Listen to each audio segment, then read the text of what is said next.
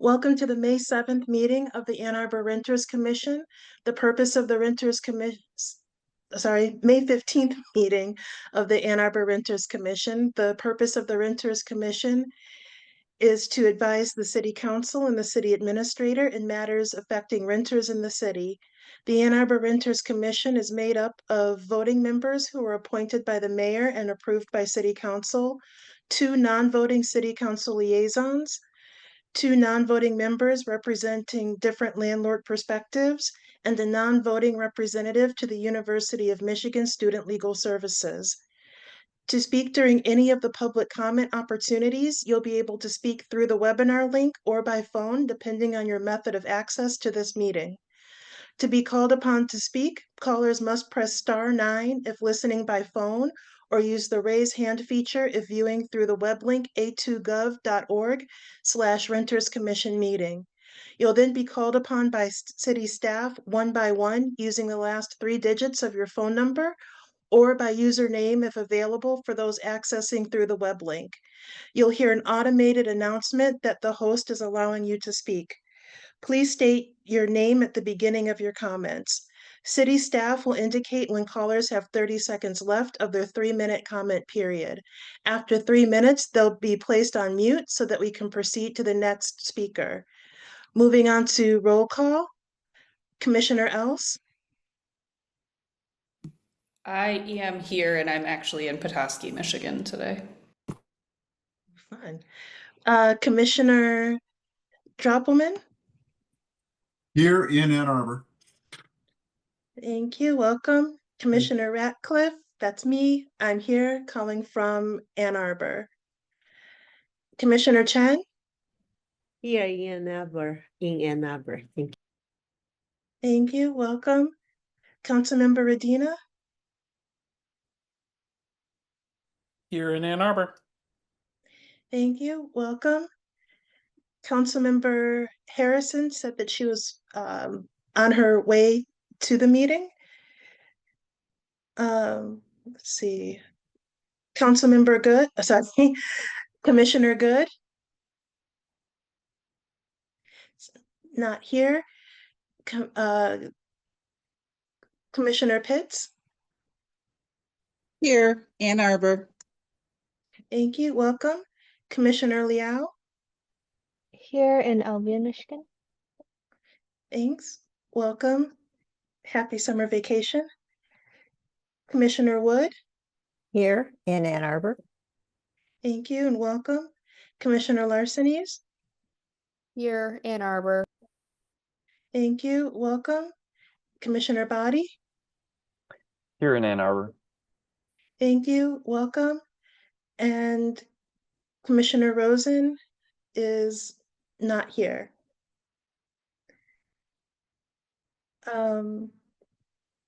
Excuse me. We're going to move on to the approval of the agenda. Do we have anyone moving to approve the agenda?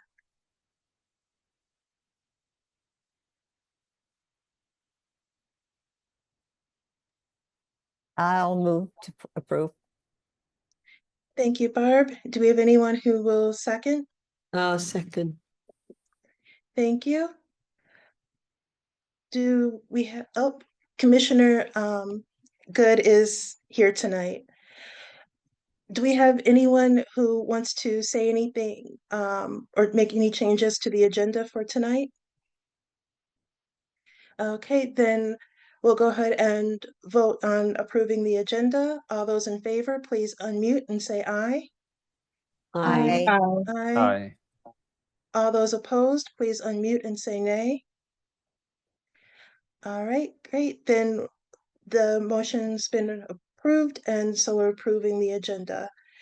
We also have to approve the minutes from the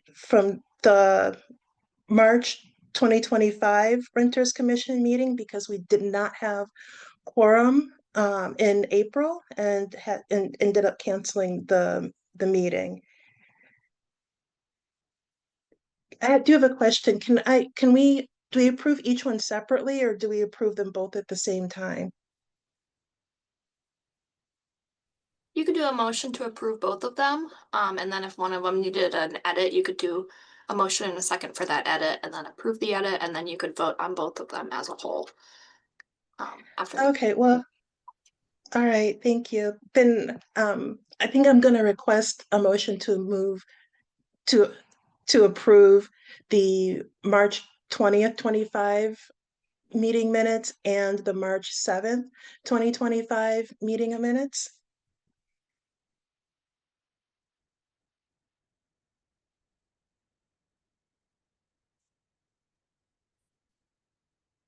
I'll go ahead and make the motion to approve. If there's anyone who will second the motion. I'll second it. Thank you, Kimberly. Is there any discussion? Okay, then we'll go ahead and all those in vote, all those in favor of approving both the March 20th, 2025 meeting minutes and the May 7th, 2025 meeting minutes, please unmute and say aye. Aye. Aye. Aye. Aye. All those opposed, say nay. Okay, then the minutes were approved. And we'll go ahead and move on to the first general public comment.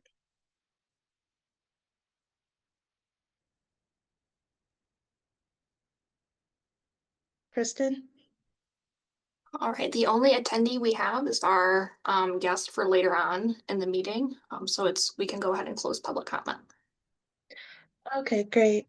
Then we have unfinished business, which is the reviewing the status of the 2025 work plan. Can you bring that up really quick, Kristen? Yes, one sec. Thanks.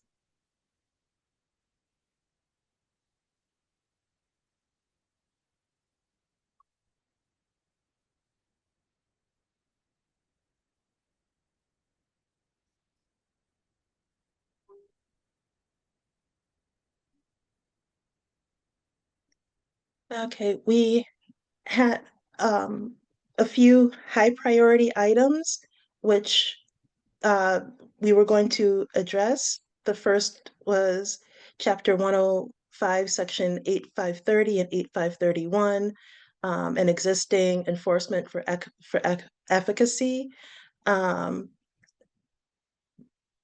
As a whole, do you guys think that we've been addressing that enough, or if we need to do more, or if we should check it off as moving it to a lower priority?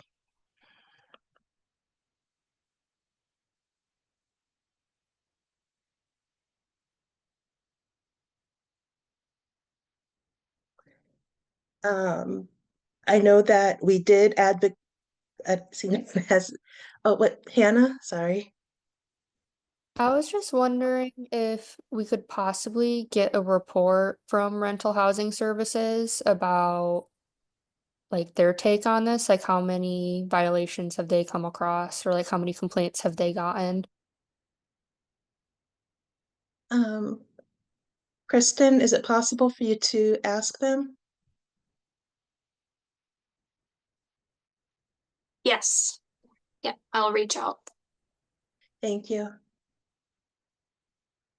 The second one is advocating for staffing for enforcement, which we did, and in the budget that council will be voting on Monday night, they're asking for the three additional rental inspectors to help keep up with enforcement. And so I think we can kind of, I'd say, cross it off the list, but it is something that has been addressed. On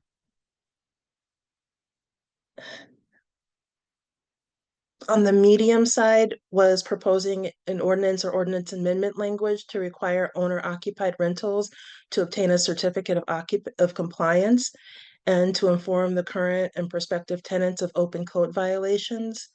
And establish and support an enforcement process.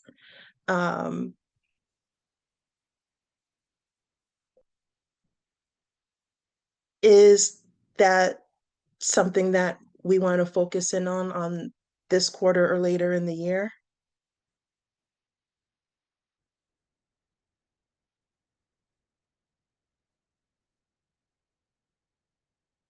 And I think one question from before had to do with the legality of doing something in owner-occupied units. But I don't quite remember. Councilmember Radina, do you remember?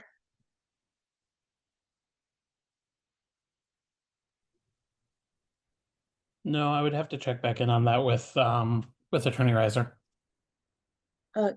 If you could, then that would be great. So we know if it is something we're even allowed to ask about. Jordan? Yeah, I think essentially Gail and I were kind of having two different experiences. Like we always have thought that I think there's two things that are a little bit confusing. What is owner occupied, right? Is it owner occupied like there's kind of a separate apartment in the house? Or is there owner occupied like I'm leasing a bedroom in my house? Because that was kind of the situation that Gail had been running into with some students, I think, in that they were having no protections for rentals because most of the time, under my understanding of Gail's situation, it was that there was a room in the house that they were leasing from someone who was the owner occupied. So I think the two questions were, what is the COC requirement in either of those situations? And is there a way, if it's truly like completely exempt for both or one of them, is there a way to try to make sure that those renters that are in those situations have some protections? I think that was the like problem definition, if that helps. Okay. It does. Does that help, Councilmember Radina? It certainly helps clarify the question, but I think I would still need to defer to Attorney Reiser on our ability to intervene. Right, okay, thank you. Let's see. There was the supporting and initiating the junk fee ordinance, which the pre-tenancy fees passed, but we're still waiting for the uh, second ordinance. How is that coming along? I actually was just speaking with attorneys about that this week. So we're hopefully going to have something back to you guys after we get through this budget cycle. So are you thinking in June? I will try to get it Hopefully. to us for the June meeting. But I will have to it will depend on my ability to schedule some time with the attorneys again. Okay, and the June meeting is something we have to discuss because of uh, a calendar issue anyway. Um, Two other items were supporting or initiating a landlord tenant ombudsman program or exploring options for the city to support a tenant opportunity to purchase or right of first refusal program, both of which we would still have to contact and talk with the city attorney about to see if legally what the city can and can't support. Um,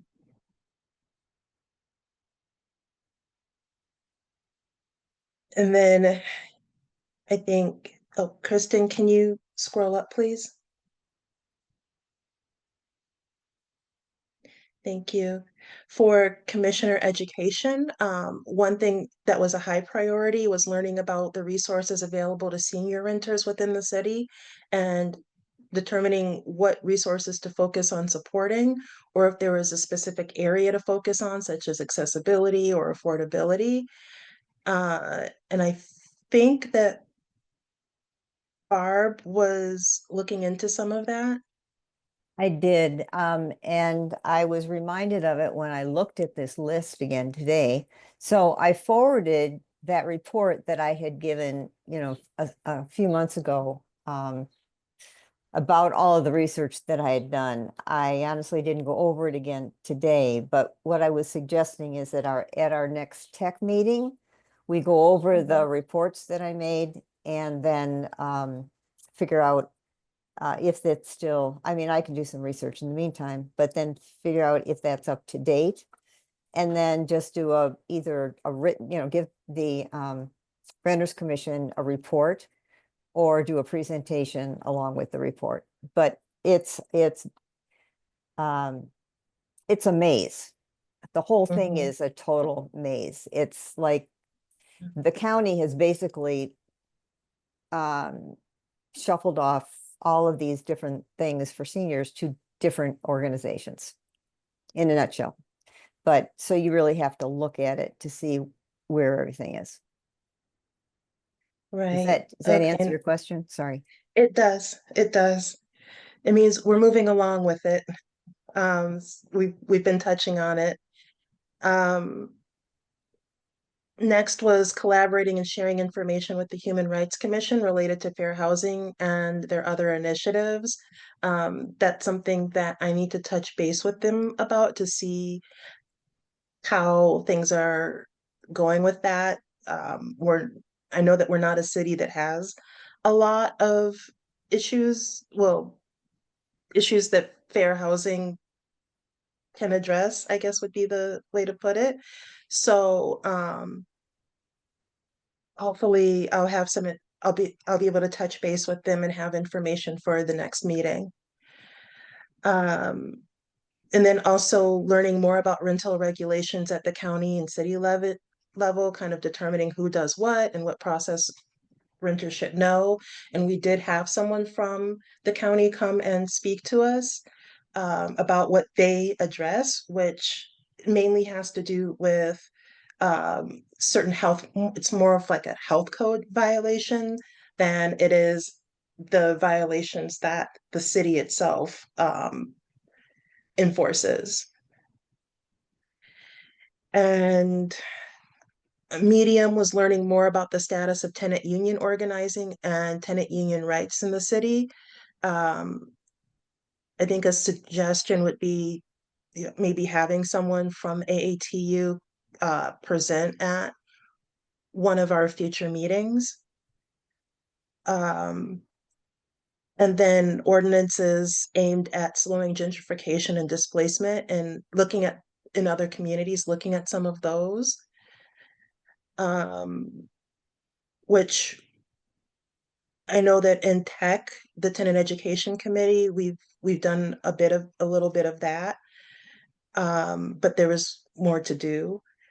Also having regular communications and updates on housing development, including action related to TC1 zoning. We haven't really focused in on that on the commission, but I think it would be nice if Kristen, if there was a way to get information on how many new developments there, I guess, were green lighted so far this year, or what's in the pipeline, including the number of affordable units, which goes into the next one, which is the implementation of affordable housing in the city. Hannah? I recently had a webinar with the Ann Arbor Housing Commission, with the Community Academy, and I was wondering if maybe we wanted to have a presentation with them here at the Renters Commission because I thought it was very, very informative about the state of affordable housing. I think that's a really good idea. Kristen, after the budget stuff is done, is it possible to see if there's a meeting date that someone from the Housing Commission can come and give a presentation? Absolutely. Do you have a month in mind? I can, Maybe July or August? yep, I will reach out and see. Thank you. A lower priority was the green rental housing ordinance enforcement process, which we did have the presentation from green rental housing, and enforcement still isn't necessarily the clearest, but it was also pushed back to after the budget season is over. And then in stakeholder education, we had improving resources to assist renters with accessing information on stream. And I think we did have a talk with Lisha from Rental Inspection Services, and she gave us a demonstration on it. But one thing that we did want to talk about is just knowing what the system is capable of. And so we still would like to have someone from IT talk with us about what the system is capable of.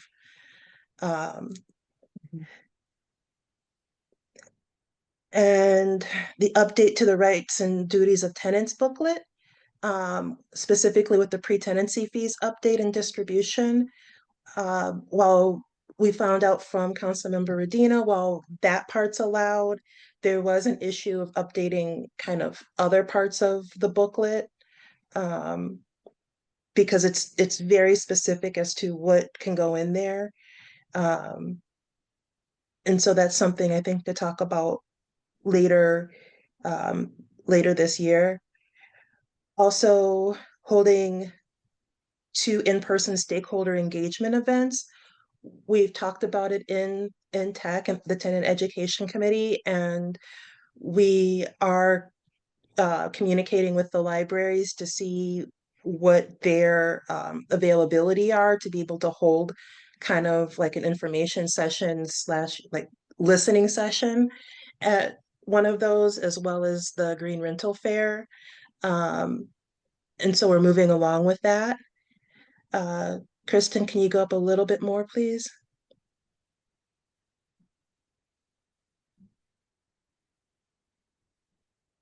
Thanks.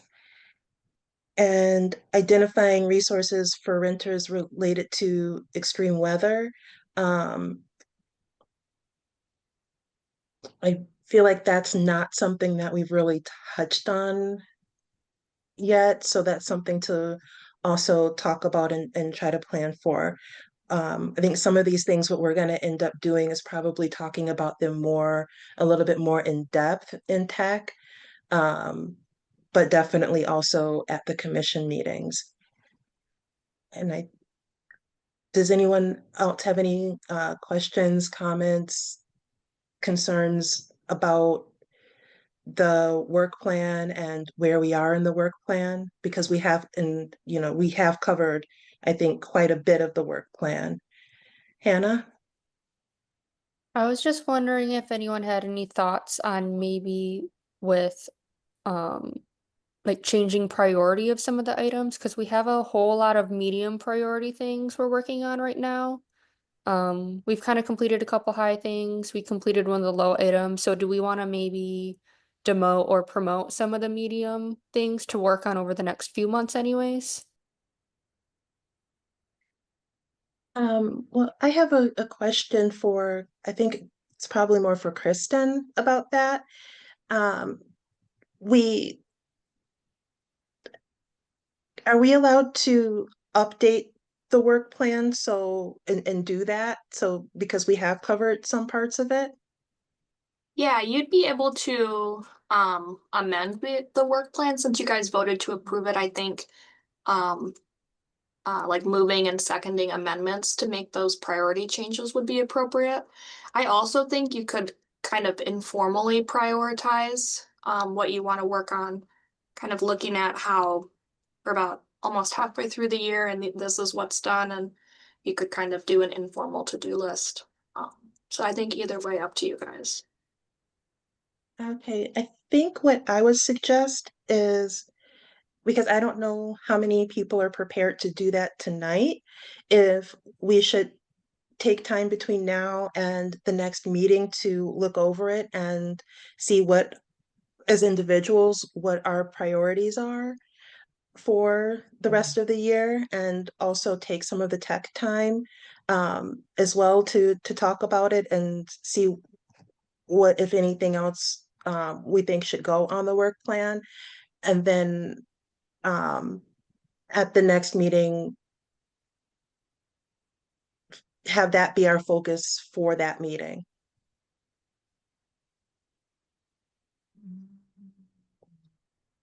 I'll put it Does on the agenda for the tech meeting. And I think I'm leaning Okay. towards keeping it kind of informal. Like I guess we'll just like Mhm. take notes on what we want to prioritize in the short term.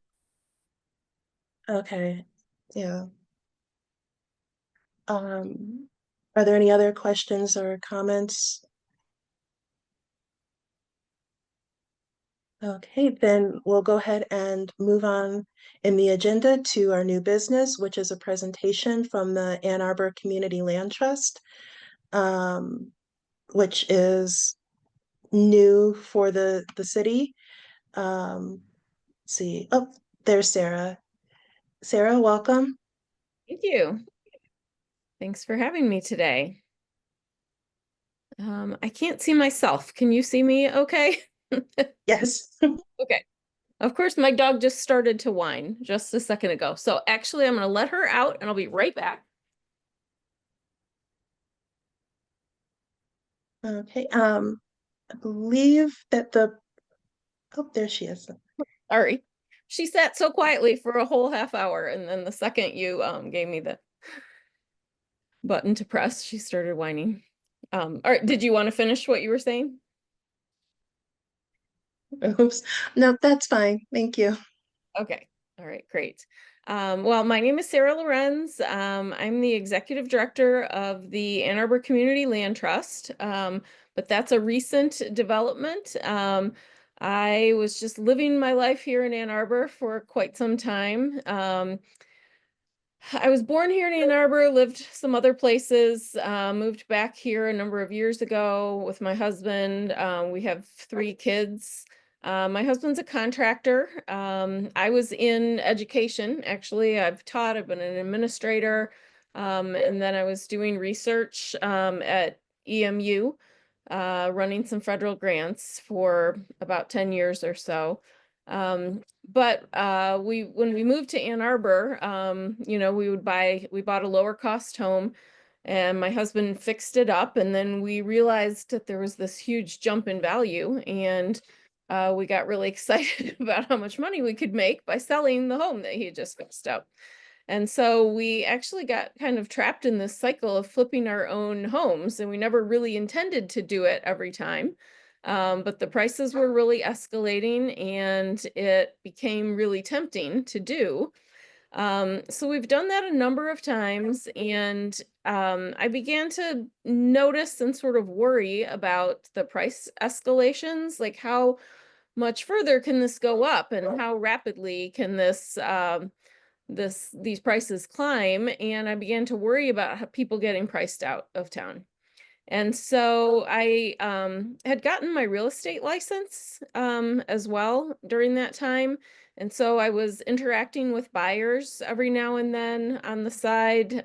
We would buy a property once every couple of years. And then when we'd flip a house, I was listing the house. And so I was noticing all of the people who are moving back here into town. And it was really astonishing to see, you know, people moving here from Cambridge, England, and from Cambridge, Massachusetts, and from Berkeley, and all these other places. And it really opened my eyes to, you know, who was coming and who was bidding on the homes.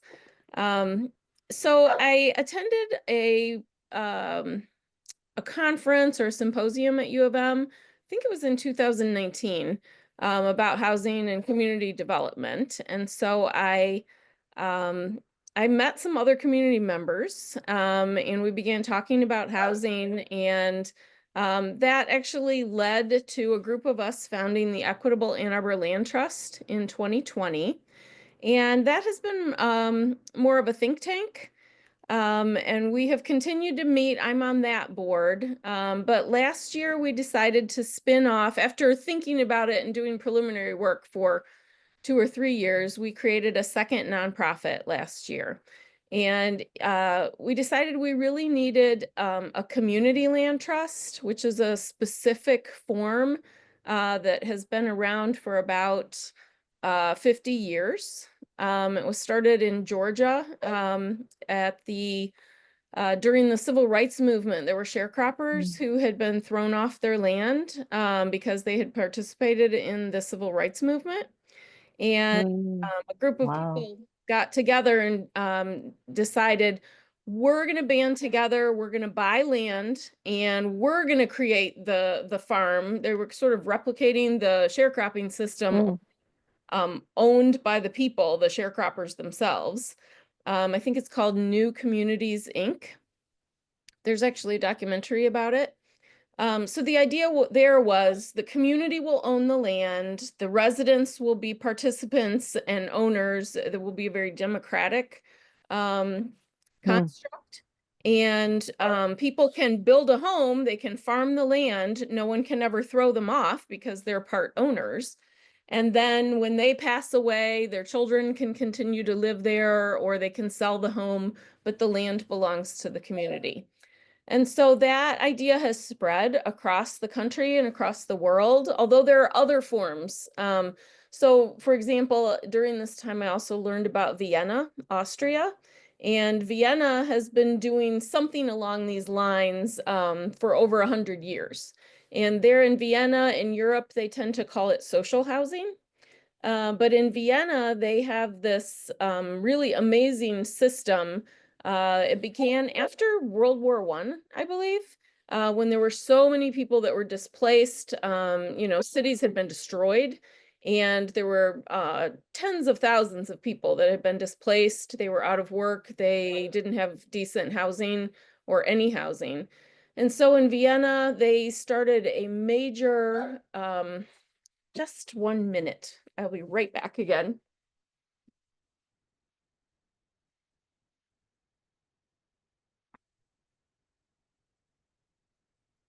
Sorry, sometimes my assistant is uncooperative.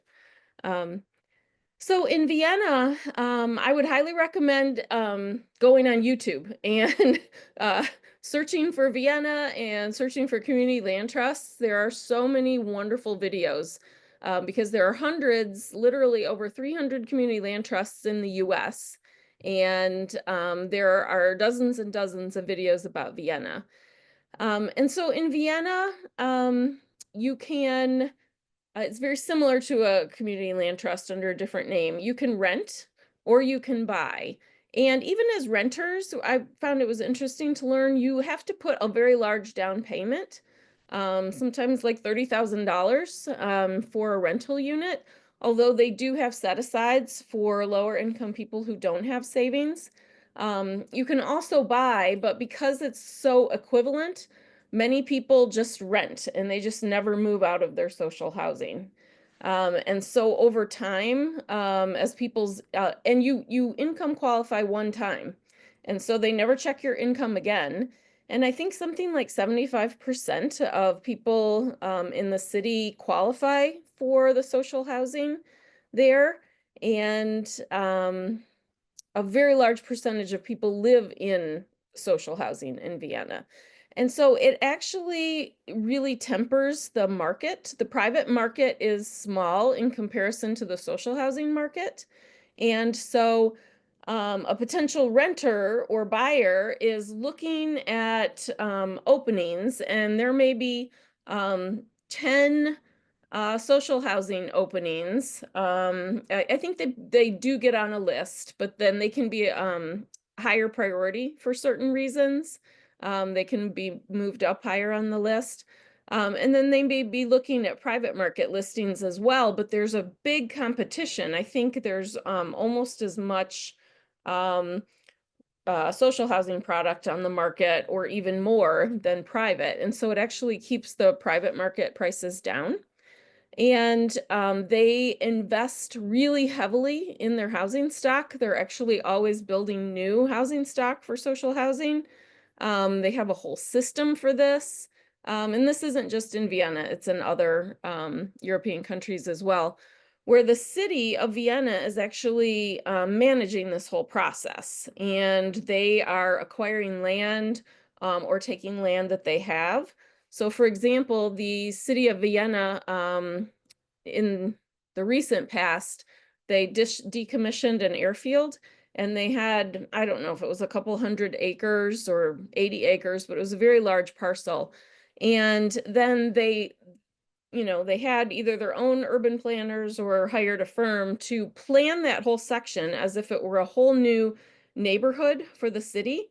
And then they have this whole process that they also use where they very methodically put the parcels up for an RFP, and developers then apply to take a section. And so they built it out methodically so it would create a whole new neighborhood for the city.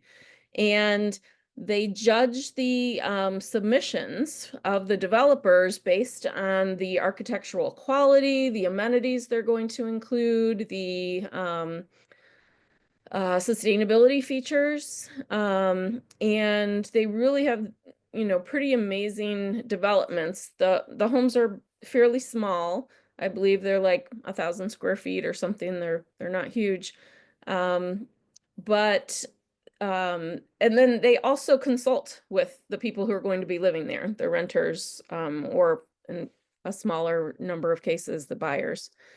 So that really inspired me to think a lot. And I was also thinking about my experiences flipping homes and how I felt that we just have a very, very large demand here in Ann Arbor. I had encountered people who were shopping in Ann Arbor, moving to Ann Arbor, not because they had a job here, but just because they wanted to live here because it was a nice place to live. So I had one couple that I was trying to help buy. They were moving here from California. One of the partners had family in Traverse City, and they didn't really like Traverse City enough. They liked Ann Arbor a lot more, and they figured a 3.5, 4 hour drive was fine, close enough proximity compared to California. So they were, they had cashed out of their expensive home in Ann Arbor and are in California, and they were coming here. So I thought, I don't think we definitely need more housing supply. But I thought, I don't think any amount of supply that we can build right now or in the near future is going to lower prices and lower them enough to the point that we can really help the number of people that are being priced out. And so the community land trust model typically has either a ground lease on the land or a deed restriction or both. And there are usually price caps on the appreciation. And the idea is just like that New Communities Inc., where you keep the homes permanently affordable. And so people live there for a while, they benefit from the home, they benefit from a much lower price. And then when they go to sell, they're passing that on to someone else at a similar savings. And so we decided that that was really the route we wanted to go right now to start creating our affordable housing stock. Because in the past, we actually had a lot more affordable housing communities in the city, and they've been lost over time. So there were co-op or collaborative cooperative communities that the residents voted to change their structure and to go to condos and to remove their market rate restrictions so that the people who were there living there now could sell their units and make a large gain, which I completely understand because I have done that myself. But there have been numerous communities that have done that. And so we've lost those as affordable communities. If you know about Huron Towers over by the VA hospital, those really tall, 2 really tall buildings right on the river, those were built by the Michigan Teachers Union Retirement Fund to be affordable apartments for teachers to retire in. And that building went into foreclosure for some reason, not long after it was built. And then it was bought by a private landlord and has been in private hands ever since. but that's like, I think it's 360 rental units that should have been kept like Vienna as affordable rentals. And that building could have been paid off and then maintained, and it could have very low rents. But now everyone there is experiencing really high price escalation, like so many other renters in town. And it's such a beautiful premium location, and it's got this amazing mid-century modern design and these really cool balconies right out overlooking the river for half the units. So I started thinking about all these cases and thinking, one of the huge advantages of a community land trust, which can have rental units or homeownership units, is that it will have one board for the whole community. And so the people on the board aren't just looking out for their own self-interest. It's not like an affordable housing HOA for just one development in one location with maybe 100 homes. The CLT board is going to be looking out for the interests of the whole community. And, we're starting in Ann Arbor, the city of Ann Arbor, but we're hoping to expand to other, neighboring communities, townships, cities, the whole county, maybe even further. One of the best examples in the country is the Champlain Housing Trust. It's one of the another one of the oldest community land trusts in the country. It's based in Burlington, Vermont. It was started in Burlington. Bernie Sanders, when he was the mayor of Burlington, he voted in favor of helping establish the Burlington. It was then called the Burlington Land Trust. And since then, they've expanded to 3 counties. So they cover 3 counties. I just watched a YouTube video about them. You should look it up and watch it. It's really inspiring. So they have a ton. It's almost like they're like the Housing Commission and a community land trust and Avalon Housing. They do everything with this one organization. So they build homeless shelters. They help eliminate homelessness. They're building new condos and new single family homes and new multifamily buildings. They buy existing old homes, fix them up, and sell those under the community land trust. So they develop, I think their average new development every year is like $10 million worth of housing every year. It might even be higher. But I think they've got like, maybe 3,000 units or more. And they're constantly adding to it.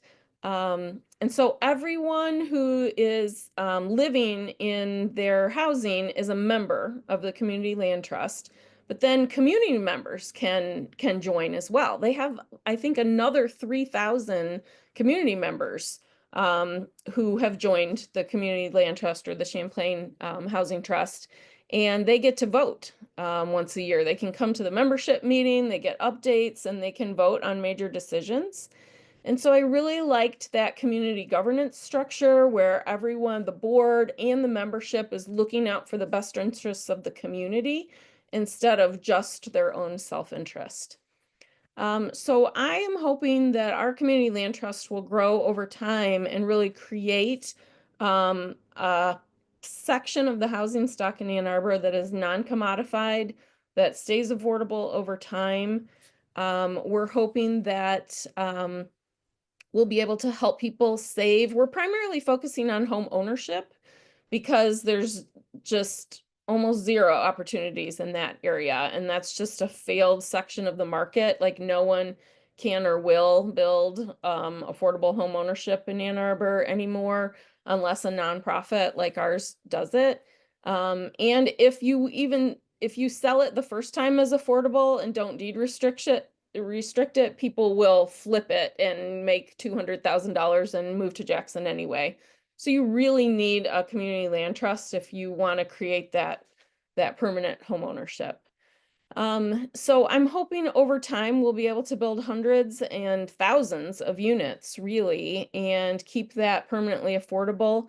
One of the other decisions that we made for now as our founding board is to focus on what we're calling critical workers. Because of my experience and other members' experiences with people moving here just because, we thought, well, how can we make a difference right now? Because we didn't want to create units that then persuade somebody to move here from Kansas or something or from New York City. We don't want people to say, oh, great, we've heard Ann Arbor's fantastic and New York prices are high. Let's move to Ann Arbor. We want to try to solve some problems here for our existing community. And we really feel like a lot of our critical workers are very burdened. People who work for the university, the public schools, the county, the city, our police and fire, our postal workers. I have a friend who's was working for the post office for several years, and her job was just so hard. It was, all those jobs are in person in the city. Many of them have long shifts, or can be very exhausting. Some of them have after hours requirements, like teachers. They're coming back for performances or parent teacher conferences. So they're having to commute home and then commute back again. So we thought those are a really good group to start with, people that we rely on, that the city could not function without those people who are working in person, who are now really effectively priced out of our community. So those are our primary eligible folks that we're building for right now. Although we're going to have flexibility and we hope to expand that pool in the near future as we're getting going. So, I forgot to ask how much time you want me to take. Do you have a time frame? About like 15 to 20 minutes. Okay, more from now or from when I started?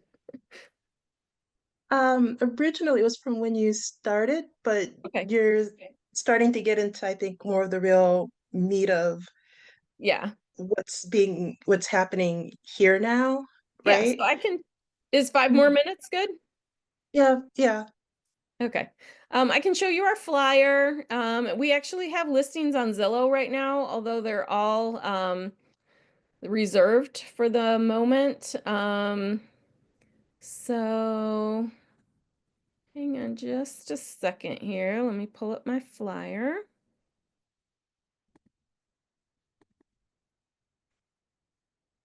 So right now we're contracting with a local regional home builder, who we found out was building small homes in Jackson.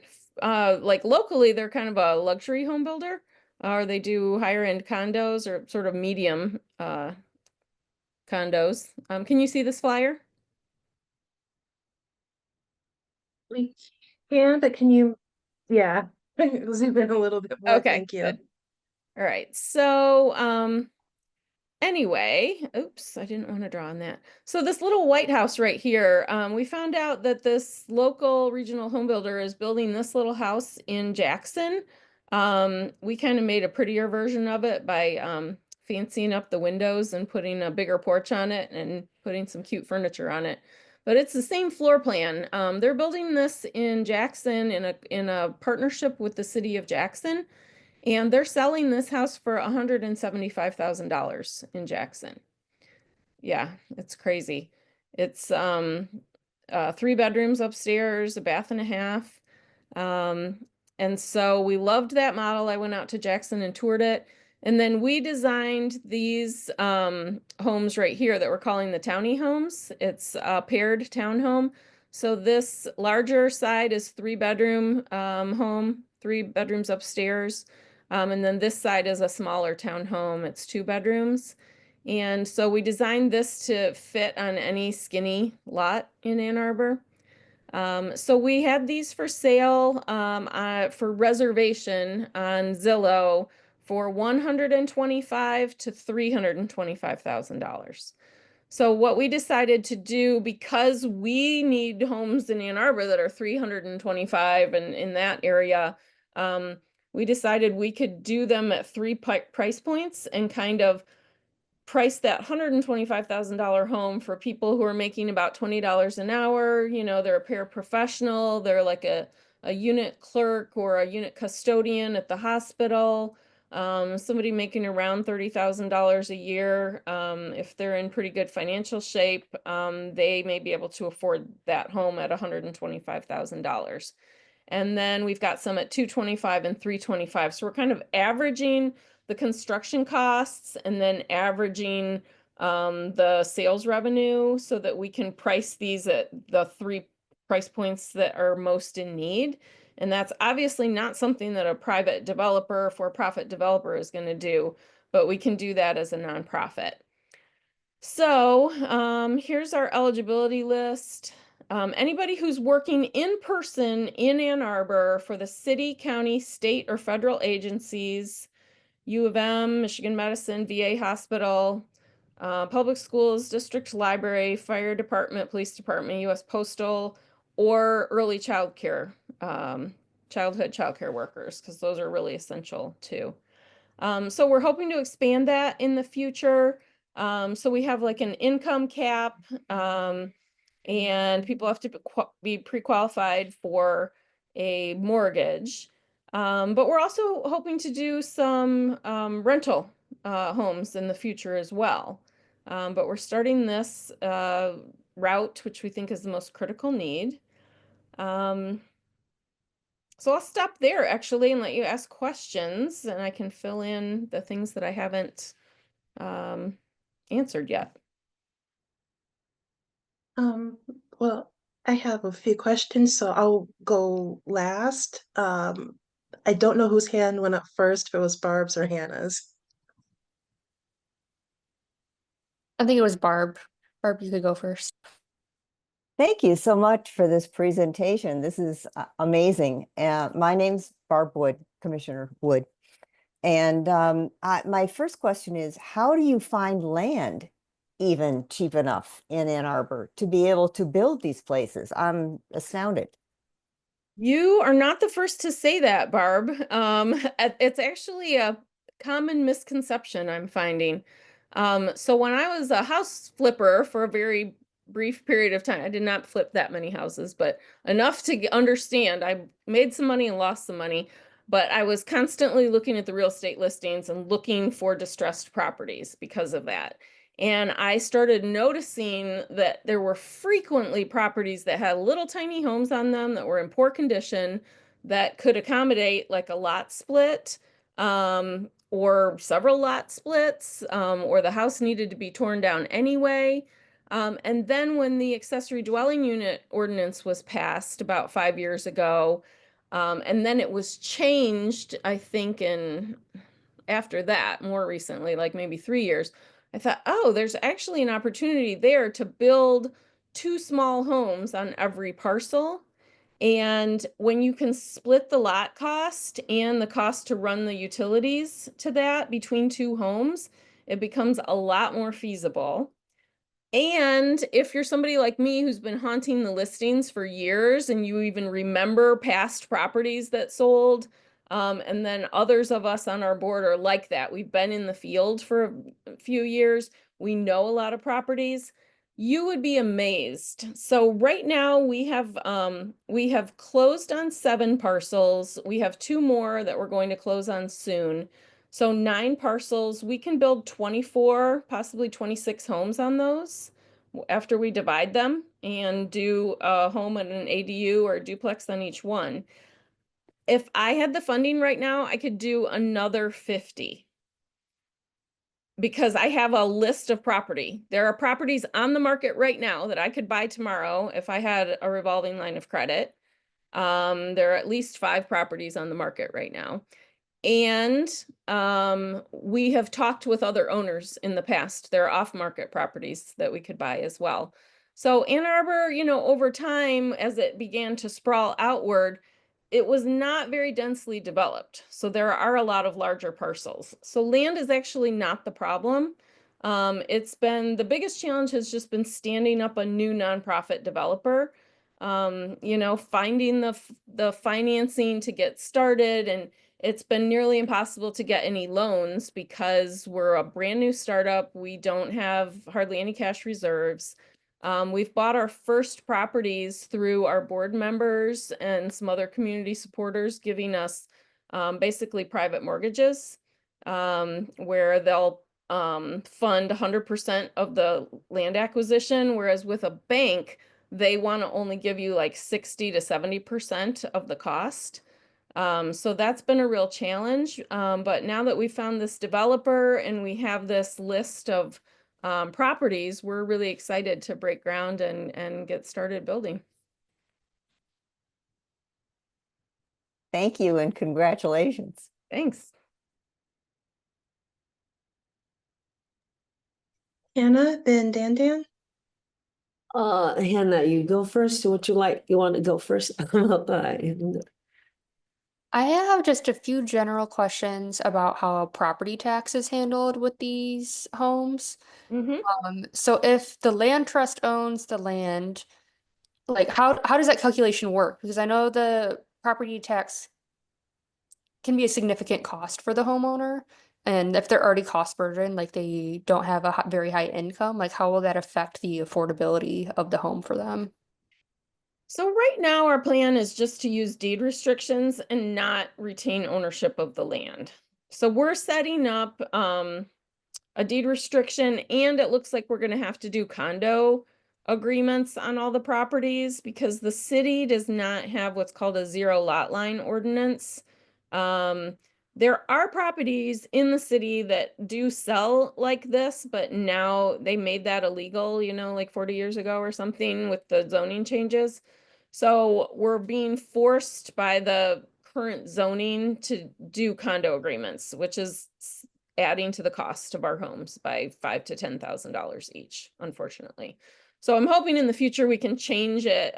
We can get a zero lot line ordinance so you can split basically a duplex right down the middle on the party wall and you actually own one parcel and then you don't need a condo agreement in that case. So we're not going to do a separate ground lease. We're going to have an HOA condo agreement and a deed restriction. And so it's basically like buying a condo. And it will be assessed at the price that you purchase it at, so $125,000. If you get one of those single family homes, the fair market value for a new home like that in Ann Arbor is probably $500,000 or more. But you're going to be assessed at $125,000, which is your purchase price. And then your taxes will be based on that. It'll be a homesteaded primary residence, and it will go up over time. You know, if we, you know, as our prices go up like 1 or 2% every year, your taxes would go up 1 or 2%, but it'll be based on your purchase price. I do have a bit of a follow-up question then. So if the price is essentially price controlled, like the value of the home, wouldn't this reduce property tax revenue for the city of Ann Arbor?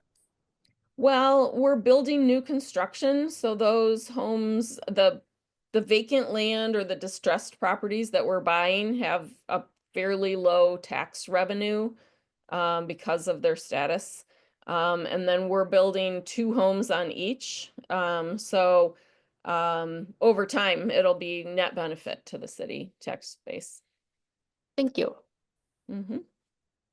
Well, my question is that seems that you could sell the house, it should be for long term.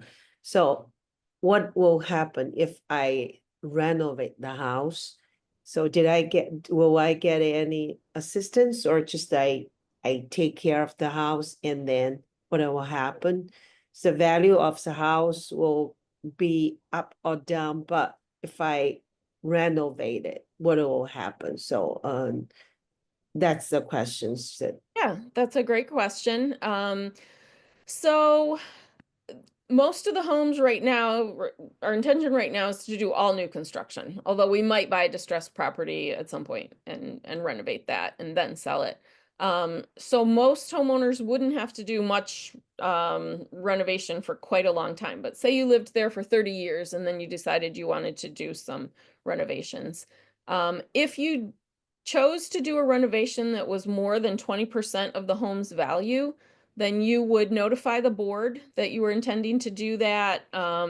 If it was anything exterior or major change to the structure, the board would have to approve that.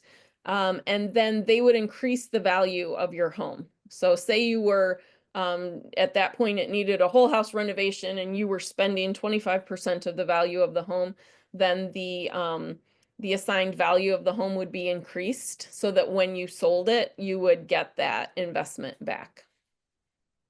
Thank you. Mhm. Councilmember Adina, then Jordan.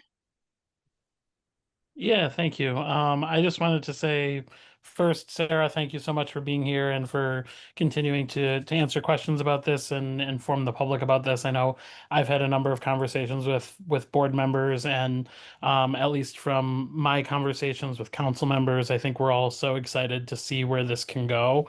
And I am familiar, for those who, the beginning portion of your presentation talking about Vienna and other places around the world that are experiencing or experimenting and or have long established social housing plans and policies in place. I know that I had the privilege of learning about some of that in our sister city in Tübingen, and Oh, so great. yeah, so these ideas, while seemingly new to us or new again to us, are proving themselves all over the world, and I think there are models to follow. And so, thank you for leading the charge here in Ann Arbor. And really, I just wanted to express, as you continue to do this and you're learning things like the ordinance struggles that you're running into and things like that, please continue to look to council members for opportunities where we can work together to modernize some of that, to allow this type of work to continue, because I think there's a lot of excitement, at least from the colleagues that I've had conversations with about this work. So I just wanted to thank you again for being here and for continuing to champion this in our city. Thank you. I really appreciate that support. We've sort of muddled around for a number of years trying to figure out what the best plan of attack would be, and we feel like we've really zeroed in on something that works for our market. And we really, each community land trust has to really understand their market and what the needs are and what strategies will work. It's different in each market. I just kind of piggybacking on Don's question about like how I was just talking. It's funny because I was just talking with a friend today who is from Washington, state of Washington, and they did the same kind of thing, but it was, I think, more municipal. They were on city council, or had a family member on city council, and they were talking about how it was so cool, and then people sold them, and then they sold them for more. Like, how does this selling part work? Because in that situation, what they had approved through the city was like they built the condos at 125, you could move in, and then people were selling them for like 500,000, and then they became totally unaffordable. So how does this system, I don't know, it's just a question that I hadn't thought about in our other conversations that I've had with you and others on the board. How does that work for you guys? Yeah, so that actually happened in Detroit too. There was a nonprofit there who very trustingly built a new construction home and sold it to a family who then sold it the next year and pocketed $100,000, which was the loss that the nonprofit had invested into the property. And they were kind of like, oh, and I was not surprised because I had flipped homes. So our deed restriction states that the homes have to be owner occupied. So really the only reason you have to move is if you buy a new primary residence. So that's one of the deed restriction elements. When you do decide to move and sell the home, the community land trust will have the first right to purchase the home. It's called a right of first refusal. And so in that case, the owner actually will have a very pleasant selling experience because they'll email the community land trust and say, I intend to sell, I would like to move on this date. And then the community land trust, I'm sure there'll be like a notification period. So the community land trust will then decide, are we going to buy it back from them directly, or are we just going to line up a new purchaser? Are we going to go to our wait list, line someone up, and then arrange the transaction? And there will be a small transaction fee, but nothing like a full real estate commission for a sale, and then you wouldn't have all of the uncertainty.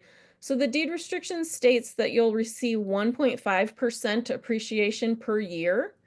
So you will gain some equity, but it will be nothing like what you would gain here. So, people will really have to think, okay, do I have the ability to buy a market rate home in Ann Arbor or somewhere else? Do I want to give up that potential appreciation? Is the value for me enough? And there will be other benefits. If you can live very close to your work, if you can reduce a vehicle out of your household, if you're not going to be able to afford a brand new home anywhere else, that may be a big perk. If you have family members or children already in schools here, there will be a lot of calculations. But definitely there could be a tremendous upside to buying a market rate home that is not in the community land trust. So we're aware of that. We did choose 1.5% appreciation because it allows people to build some equity in addition to their mortgage buy down. We anticipate that some people will buy this as a starter home. They'll stay for 5 or 10 years, save up more money, and then sell and buy a market rate home themselves. But for a lot of our critical workers for the employers that I described, they probably will never be able to afford a market rate home in Ann Arbor, and they will probably stay here for their entire lives in a community land trust home unless they move out of the area. So we're hoping that we will be able to work out the budgets enough that we can also build these homes very sustainably, net zero ready, maybe add solar later, and so that the homes will have low utility bills as well. Most places we're building clusters of homes, like 4 to 10 homes, so we're hoping there'll be a lot of community support and social support. People will have community gardens or maybe car shares at locations. They'll really have a strong neighborhood connection to both the new community land trust homes and the neighborhoods that they're being planted in. So we think there could be many benefits outside of just financial.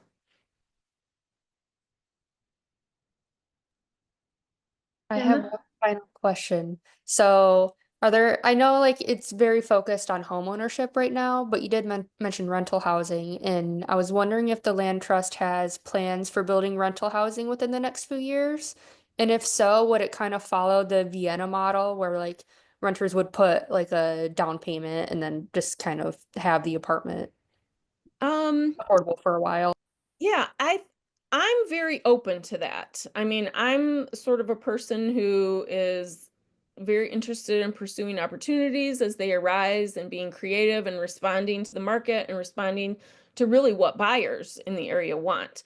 One of the things we're going to start doing this summer is having people on our potential buyer list get together and start to network and start to form groups and start to decide what they want. Do they want an eco village? Maybe we can find land and create an eco village. Do we want we can go in any direction that people want to go in. So rental is definitely a possibility. There are other entities building affordable rentals right now. So we want to specialize in the new thing that we're bringing. And, we have talked with the director of the Housing Commission, with Avalon Housing. We're open to new collaborations. I mean, I had somebody who's a staff member at Avalon apply, who's commuting here from Dearborn. He's like, I grew up in Ann Arbor. I'm serving people who need housing in Ann Arbor, and I have to drive here from Dearborn every day. So I'm hoping that we can expand to serve nonprofit employees as well. But I would love to partner with Avalon and build some kind of rental housing that, people want. So we want to respond to the community. I guess I'll go now. Okay. I have several questions, so please bear with me. The first one has to do with who's eligible to purchase. Mhm. You mentioned like U of M and the VA employees, but one thing is that for I think both of them, they like for some of their home health care, they actually contract out. And those are people who a lot of them, they commute into Ann Arbor and then are driving around Ann Arbor all day and then also have to commute back. Would they count for the purpose of the land trust as U of M employees, or would they possibly be eligible like in the next round? Yes, so we are aware of contractors. Like for example, for the public schools, we know that there's Chartwells for food service, and there's Durham Transportation. Um, we don't know how many contractors there are for U of M and how big of a list that might be. That is something that we want to expand to, but we're going to have to do some more work to see before we just blanket say, oh, if you're a contractor, we don't even know what that means for U of M. Oh, for I just know for like I said, for the home, because you're talking about nursing and Mhm. just that for some of the ones who like you are hospitalized and then you have to have like the home nursing for a while Yeah. afterwards, then those are specific to it's like I think two or three agencies between Okay. the different entities If that you could they email me about that, because I didn't even know about that category. yeah. So we're gathering information and we know that that's a need and we want to address that in the near future. Another thing was when I was on the website previously, it had mentioned Zillow and then, but like trying to find the houses on Zillow, and the land trust on Zillow was pretty difficult. Is there kind of a direct link to that? Yes, you may have been on there before we actually had the Zillow listings up. So Okay. you should be able to go now and go to the buy page, and the Mhm. Zillow link is right at the top. And Yes, so I Okay, saw a great. lot. Yes, it's yes. there, it's there. So those homes are all currently reserved, but I left the listings up to keep getting people to learn about us and come to the website and fill out our buyer form. And then they can be on our wait list and get information about upcoming opportunities. No, I think it's great to keep the listings up so people can see what you're doing. Um, I also like that the way that it looks as though you're building the houses and the towny houses. I like that name. Where you have them side by side instead of in the back, but both being forward facing, I think is also really great because in certain instances, there is a feeling of being the one in the back where you're kind of back there, but you're not really a part of the neighborhood quite so much. So I Hmm. like the intentionality of that. Thank you. Um, and I also remember previously on the website was the ability to purchase CDs to also help with funding the land trust. Does that still exist? I think was it Yes. University Bank and Bank of Ann Arbor? Right now it's just University Bank, Okay. but we're in some talks with Bank of Ann Arbor, but yes, that is true. Okay. And also in terms of the houses and the layouts, how accessible are they for some of these workers who do have physical disabilities? The Annie, the single family home can be built as fairly accessible. I get the exact terms confused, but that one can be. And then the contractor that we're working with has a ranch that has 2 bedrooms that we want to start including as well for that very reason. Okay. And you had also mentioned, I know you mentioned like other people selling back to the land trust, but this is in case someone's watching the recording. If there is a a homeowner in the area who's like, I bought my house like 50 years ago for a much lower price, and I just want to see somebody else get that starter home. Is there a way for them to sell at that lower price to the land trust, or would it need to be strictly a donation? No, absolutely. We have a page on the website for donate or invest. And so people can donate property to us, but also sell it at a discount rate. And if you sell at a discounted rate, you can take that as a tax deduction. Although if it's your personal home, you don't pay taxes on it anyway, almost always. But we are hoping that there will be people who will donate or at least give us, the first chance to purchase a home.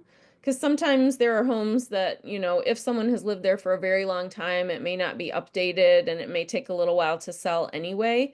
We would love the opportunity to buy that home and, do some updates and sell it to a buyer, maybe someone who likes to do some do-it-yourself upgrades. I'm calling it flip prevention, where we could get a home that will probably be flipped and we can add an ADU residence, maybe put a new roof or a new furnace or something expensive on the home, but then sell it to someone who wants to work on it over time. Thank you. And I had one last kind of, I guess, question, comment, because I've been, was it lurking from afar, I should Okay. say, on the websites and stuff, which has been really great watching it evolve. I'd spent time in DC, and so like I knew the Douglas Land Trust and how it was able to get funding, which was at a different time than the time that we're in now. And it's also a very different city, which is what you said, that the land trust has to do what's best for the area that it's in and work with the resources in the area that it's in. But I did like seeing how it feels more inclusive now that you guys have also created a wider range of membership amounts Mm-hmm. for the land trust as well. Because I know at the beginning, which is also that hard phase of trying to get the initial funds that you need, that the larger amount um, was definitely a necessity. But now seeing like, $25 is, I think, really a sign of the evolution of of the land trust itself. Thank you. And might be able to bring more people in who are at that lower price point because things are tough right now.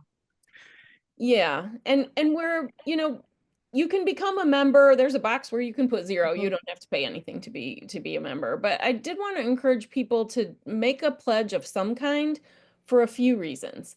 One, we're borrowing the money that we're using for our startup funds, and we have to repay that. So any revenue that we can get that offsets that eventual repayment is great. Um, Two, I wanted to demonstrate to decision makers that there are people who really feel this is important and people with, tight budgets who are willing to make a pledge to support this organization. And three, I wanted people to feel like also a sense of empowerment that this is their organization, they're going to become members, that they have a voice, and that together we're going to build this community movement to build the housing that we need. And it really is possible. It's happening all over our state, all over our region. These movements are cropping up everywhere. It is achievable. I mean, if they're building and selling homes in Jackson for $175,000, we can do that here too. Very true. Dan? Yeah, I heard Sarah talking about you would like to reach out to Avalon, and I would like to do that to get you talk to them. If I'm a member of Avalon community, so if you need, I would love to do that. Oh, I actually did just recently have a meeting Okay. with, Okay, good, good, good. yeah, Good. with the Yeah, I director. just want to ask. Okay, Yeah, thank thank you for the offer. I hope to develop that relationship. you. Thank you. Does anyone else have any questions or comments?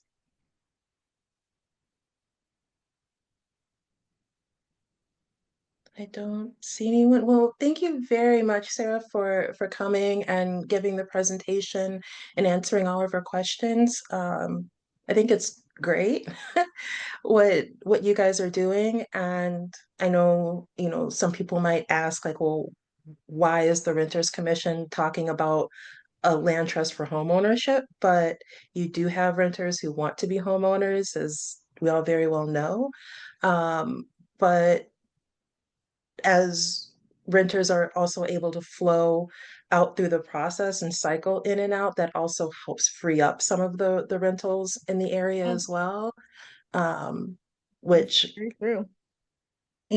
so thank you so much for coming. You're welcome. It was a pleasure to be here. We are going to be having some summer events. I need to get those posted soon. We're going to do a couple of meetups at the summer festival, so people can chat and hang out and get to know each other. And we're hoping to have a like a summer membership party and open party to the community in August. And we're going to have like planning events. We're hopefully going to be working on a condo development. We have some land identified, and we want buyers to come in and help us plan and tell us, what they would want if they were in the driver's seat. So we're excited for a big summer. That sounds fun. Uh, so thank you. And I guess we'll just go ahead and move forward on our agenda. And I know that you gave us information already, and that was attached to the agenda. If there's anything else that you have that you wanted to share with us, then if you can get that to us, that would be great. And we can attach it to the minutes of the meeting. Like you brought up the events that are coming up. If you have something with that, we can attach that to the meeting minutes. Okay, I don't have those nailed down yet, but I will try to send that to you in the next week or two. Okay, thank you. Okay, I'm going to sign off and let my naughty dog out, but thank you so much for your time. I really appreciate your attention. Thanks. Okay, and Thank you. we'll Thank you. go ahead and thank you. And we'll go ahead and move forward on the agenda with the plan for next meeting. And one of the problems is that next meeting is Juneteenth, which is a city holiday. And so as a commission, we need to decide if we want to meet on a different day or if we want to skip the June meeting. So I'm just going to open that up for discussion. I'll say that I'm fine with skipping the June meeting. If we can have a tech meeting to have some of those discussions that we need to have. Does anyone have any preferences?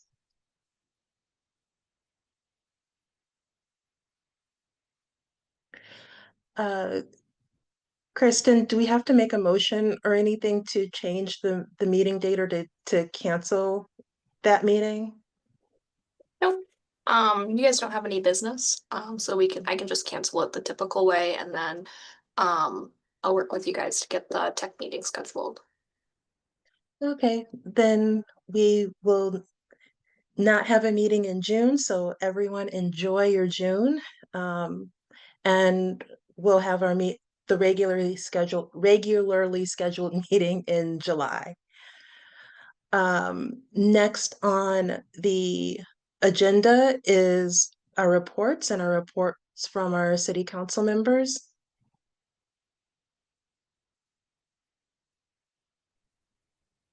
I'm happy to jump in first, and then I'm sure Cynthia might have some things as well. But obviously, we've talked about it a little bit already in this meeting. Monday is council's budget meeting where we will approve and make amendments really to the administrator's budget. The way that our system works per our charter is that we can make amendments to it, but if we decline to approve it, it goes into effect anyway. And so that is the charter's attempt to avoid a government shutdown locally. So obviously the administrator has put forward a budget. Council members are working on amendments. We have a deadline coming up today for submitting amendments to the budget. I will note that actually I have one that is probably relevant to you all that I am still working on with the administrator, and it may come in after the deadline as he is traveling today. But we are trying to identify that additional FTE or staff person for investigation and enforcement of our recently passed rental ordinances. I was, a little disappointed that it wasn't originally in the budget.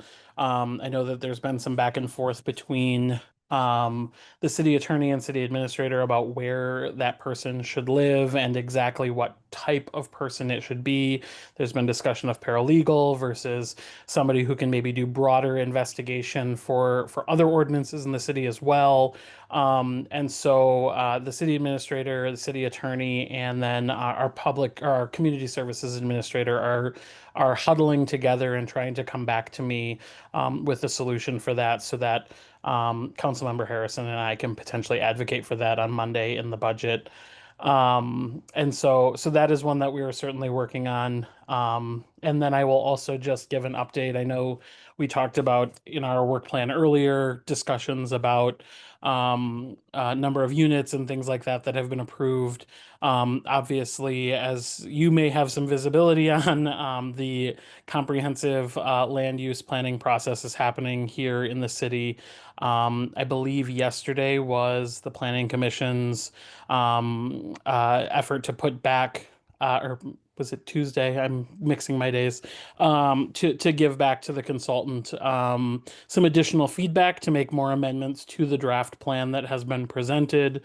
We're coming around on almost 2 years now of public engagement in that process, and different surveys and community meetings and public meetings and planning commission meetings and things like that. And we will ultimately, when we get back another plan this fall, we will kick off the state mandated period for public engagement on the plan, leading to hopefully an approval of a comprehensive land use plan later this fall. And so I just wanted to give you that update, as it certainly impacts the number of renters available, the types of units that might be available in the community. So if you have not been engaged, there is a website dedicated to the entire project that spells out kind of the whole timeline where you can provide feedback, all of those things. And so to the extent that you're interested, I encourage you to, of course, get involved and provide your feedback.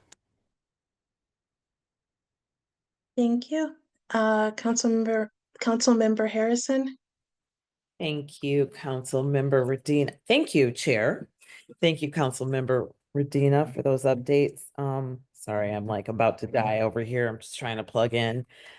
I don't know that I have much to add. Budget, we vote on the budget Monday. Yeah, I don't think I have any more to add to what Councilmember Radina shared. It has only been all budget for a little while here, so Yeah, yes. I'm looking forward to Tuesday.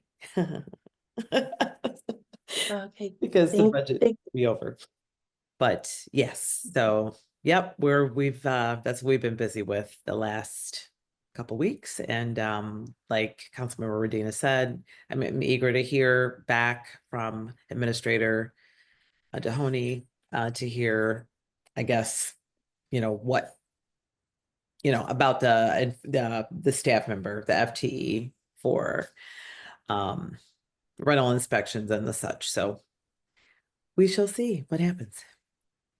Thank you. That's all I have. Thank you. And moving on is updates from the commissioners. I did have one update, which is, and I'll have to send out the link. I know that I did send it to Kristen asking that it be sent out to the mailing list, but then I forgot to send it to the commission, which is that through, I think it was through OSI, they were having sessions and a, kind of like a survey where you would put on the map where, as renters, you would like to see kind of, I call I forgot what they're called exactly, but like closed compost bins within the community at different locations around the city. So that as a renter, you would also say if you're interested or not in a closed compost container that kind of fits on the kitchen counter. And you would be able to then, walk, ride, cycle, however, drive to a community location and dump your compost there. Um, when I saw it, it was either the late last week or the beginning of this week. Only a couple of people had actually put in locations that they'd like to see. And so I'll send out the link and you can see more of what that's about. But that's separate from the rental housing ordinance. Do any other commissioners have anything to share? Jordan? I do. So I know I've talked about it before, but I'm part of a landlord advisory that works with Washtenaw Housing, with housing providers as well as landlords. And so for any landlords, property managers that may be listening to the call, I would like to invite you to our next event. So we are going to have an event that is speaking about two different things: source of income, the new source of income laws. I know that is something that we've had in Ann Arbor for a while, but those folks that kind of cross over into IPSI may not have quite as much knowledge on that, and it's always good for a refresher. So we have that, and we're going to be talking about other ways to connect with community partners for vacant units that you may have. And we've done these events a couple times. They're super fun. There's free food. This particular one is going to be Thursday, May 29th from 4 to 7. So coming up soon at Corner Brewery in IPSI. There is a reservation, so I'll just say it since we're on the recording. It's tinyurl.com/MPWBCRSVP. Otherwise, I'm sure if you contact the Renters Commission, Kristen can get me an email. But we'd be excited to have you there. If you work in property management, housing, anything like that, we'd love to meet you. Thank you. Does anyone else have anything? Okay, then we'll move forward. On the agenda, it says the report from HHSAB, but on the May 5th meeting, city council meeting, was that officially dissolved? Councilmember Radina?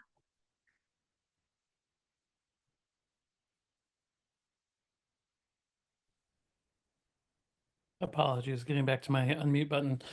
Yes, I believe that it was officially dissolved, and I'm trying to go in right now to confirm that 100% did happen. I am 99% sure, yes. Thanks. I felt like it was, but I'm fairly confident I saw it on the agenda and we voted on it, and I'm just making sure that I'm not confusing that with our discussion here. So I am going to look right now. well, we'll come back to you and go to our report from our staff liaison, Kristen. No report. I can also confirm with staff with our boards and commissions coordinator tomorrow about the HHSAB. So then I can report back. Okay, that'd be great. If that's okay with you, Councilmember Radina, then we'll just go ahead and move forward with the second public comment.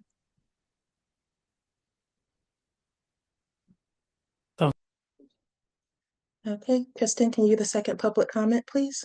There are no participants. We can close public comment. Okay, and then the last was the communications to the Renters Commission. One was a right to renew question, which I believe, sorry, I'm just trying to look it up because I don't remember. The person was sent to Student Legal Services at U of M. They had a question about their having a month-to-month lease if they didn't renew their lease. And then the second one was about ELO, which had to do with the early leasing ordinance timeline. It was a university student parent asking to move the timeline up earlier to mid-January. But I'm a little confused on that because I thought the timeline had to do with the lease agreement, like when you signed the lease, and not all leases are signed when the student on the student calendar. Councilmember Adina? Yeah, I can address that a little bit because I think I actually also spoke to this parent. And so first I will say yes, confirmed HHSAB was dissolved at our last meeting. But then I will also add so I believe she was specifically talking to kind of that student rental calendar. And so while she used the kind of January deadline in their experience, I think she was talking about, for those leases that folks wouldn't be able to sign until kind of that March, April time period. And so moving it back for a couple of months. This is certainly feedback that we have heard from others who feel that they don't quite have enough time at the end of the school year to be able to track something down and sign a lease. And so I think it's something that we're going to kind of continue to keep our eyes on. When I spoke to her, I did share that, a lot of the reason that it landed on the date that it was is because there was a lot of conversation back and forth with different student stakeholders. And so everyone from GEO, who actually advocated for a later timeline, to the central student government and to others who were really engaged in that conversation. And so I encouraged her to reach out to you guys and to share that feedback here so that it was being captured by the commission as well. But it's certainly something that, I think we're starting to get a couple years into this now where it might be time for us to do another round of kind of stakeholder check-ins and check in with all of those student groups that we worked with the first time to see how it's working for them. And I know we've certainly heard from landlords about their interest in the timeline. But I think we want to make sure that for some of the student stakeholders that this is really aiming to create a fix for that that the timeline as written is working for them, or if we need to go back and make adjustments, which is something we've always said we would be open to doing as we learned and listened to folks about how it works. Thank you. Yeah, like I said, I was kind of confused. I wasn't here for the beginning part of the ELO conversations. Um, but I did know that, you know, like I said, like not every lease has that particular time frame. But then I do know that students have, it's hard being a student and trying to find time, period, for different things. So I do think that that getting the updated feedback is a good idea.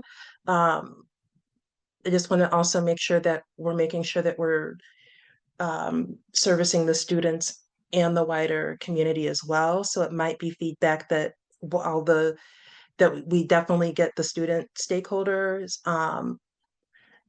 that we also make sure that when we're doing the tabling events as a commission, that we're also getting feedback on the timing and making sure people are really aware. Absolutely. And I think, obviously acknowledging that there are other types of renters throughout the city, and then the city is not just student renters. But I think one of the things we also learned kind of at the beginning of this process was that this was mostly a problem in those kind of student rentals where folks were, scrambling to get leases signed again in October after just moving in August and things like that. That's not something that we've found is common among most non-student rental properties, where the landlords are a lot more relaxed about kind of that turnover time frame, and folks aren't being pressured into signing new leases so far in advance. And so I think that's where a lot of the conversation revolved, but we certainly want to make sure that if we make any changes, we're also looking at the broader rental community and how it will impact their leases as well. Right. And I was just thinking, that we could also get some of that spillover because sometimes you can't capture somebody on a survey, but you can catch them when they're going into the library or at at an event. Absolutely. Yeah, thank you.